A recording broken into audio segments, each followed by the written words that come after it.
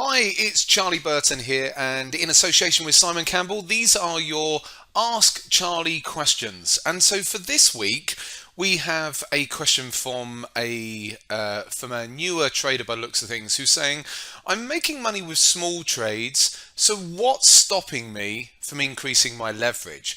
Well, firstly, there's nothing stopping you from increasing your leverage a bit. So it depending on how much leverage you're using right now. So rather than think about leverage, because this is where people go wrong. This is where you see people open up a phone app with like plus 500 or whatever, and those types of companies, and put £400 in an account, use all the leverage that's available to them, and blow up their £400. It doesn't really matter because it's only £400, but nevertheless, that's not really the right approach to trading now, is it? So instead of thinking about things in terms of leverage, let's think about things in terms of your risk per trade. So as a general rule of thumb, which is what is a decent rule of thumb for many people, is to risk, let's say, 1% per trade. Okay, so if, for example, you're as this question is saying, you're making money with small trades. If you're doing that, risking, let's say, at the moment, 0.5% of your entire account balance per trade, then you do have some room some wiggle room to be able to say, actually, yes, I can increase that 0.5% up to, let's say, 1% per trade. So why am I saying don't really go beyond that?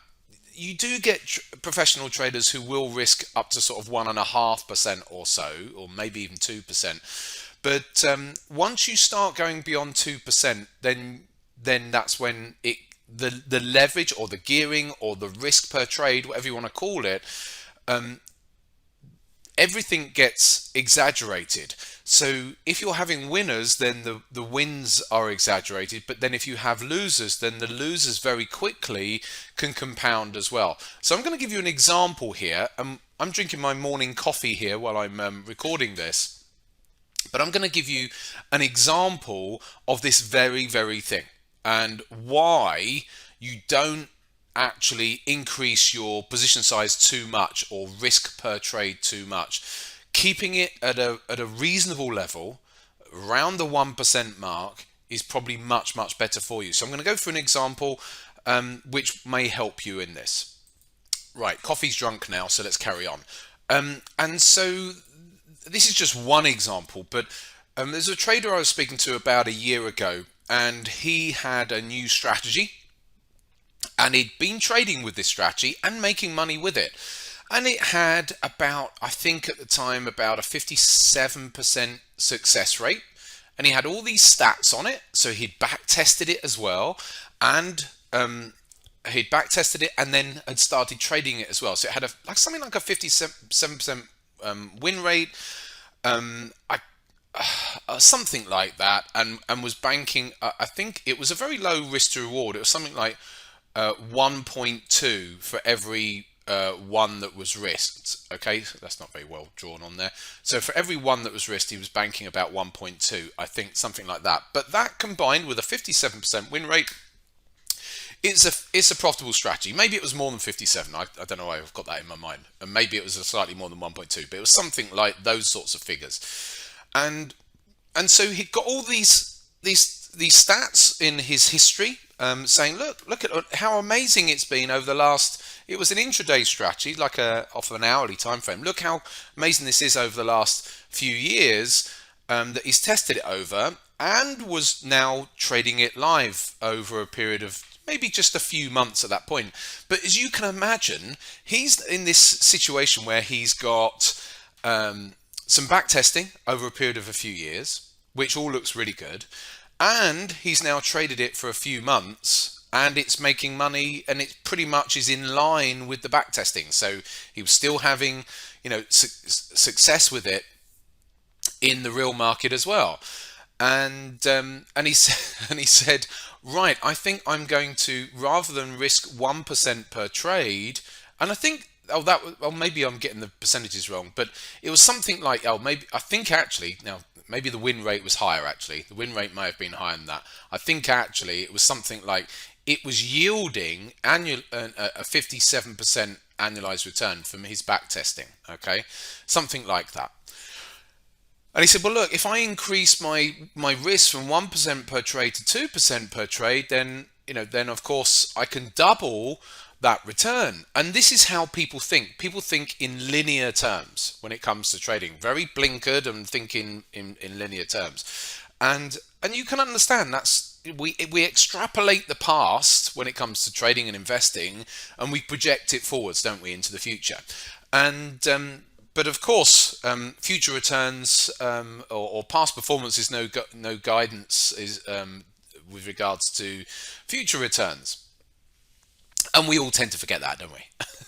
So he said, well, I'm looking at increasing it to 2% risk per trade because then I can double my return. And I said to him, I don't think you should do that. I don't think you've got enough live trading under your belt with something like this. If you would need to take it from 1% to 2%, I would be saying, yeah, go away and trade it for 2 years, and build up, and then if it's still working fine after 2 years. Because the thing is especially with intraday type strategies, they're very fickle.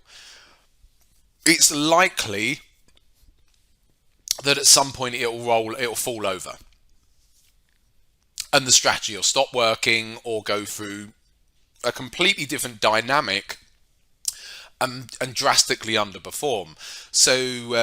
So you need to have a lot more live trading, because remember, backtesting is backtesting. Backtesting is by default is going to be a lot of the time curve fitted to that historical data.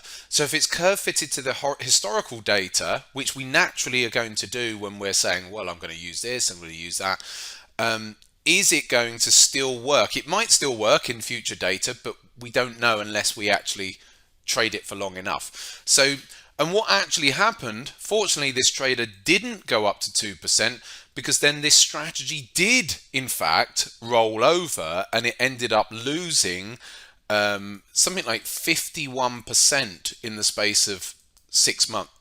Sorry, no, I take that back. I think it was 51%. That was with his other trading. It was about 26%, I think it was, in the space of 5 or 6 months. I think off the top of my head, it was something like that.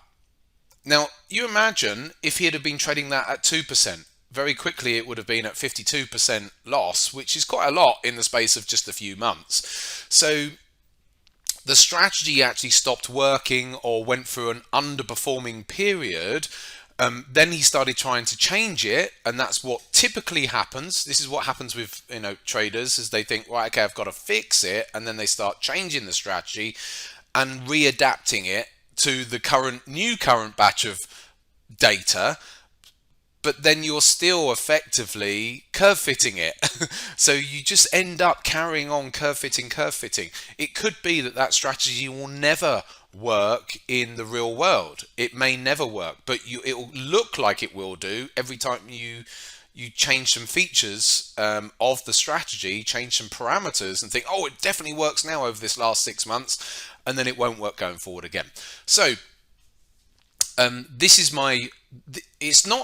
it comes back down to, when it comes to trading, beginner traders think about how much money they can make. Professionals think about how much money they can lose. It's that old line, and it's so prevalent in what we do. And so if you've got something and you're making money with it, great, but you have to be, unfortunately, very, very cautious towards your results of what you're doing. And I don't want to sound pessimistic, but all I'm saying is that if you increase your leverage too much, then that could have, like with this, could have drastically hurt your account balance.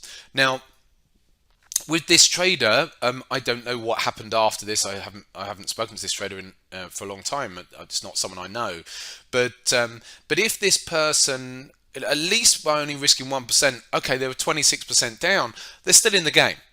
whether they ditch that strategy and then move on to something else or whatever, they're still in the game. If you'd have lost 52%, that's 52% of your account. That means you've got to make 100% just to get back to break even, haven't you? So at least you're still in the game. And I think that's what's more important. And so what's more important is, look, even if you're risking 1% per trade, you should still be able to, if you've got a reasonable strategy or methodology, whatever your approach is, the capacity to still make really good returns is still there.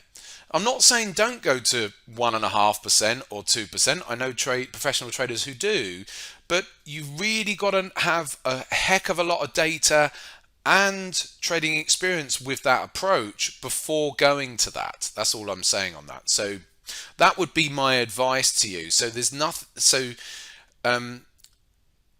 stopping you from increasing a bit. But if you go too much, and you hear people talking about risking 5% per trade, you imagine if you risk 5% per trade, you only need to have 5 losing trades and you've lost 25% of your account balance. There's no point in doing that. Stop thinking about the money and think about preservation of capital as well. The money will take care of itself. It's just that we're all in a hurry to make as much money as quickly as we can, rather than seeing this as a long-term venture and making money a bit more slowly. Look, we're not going anywhere.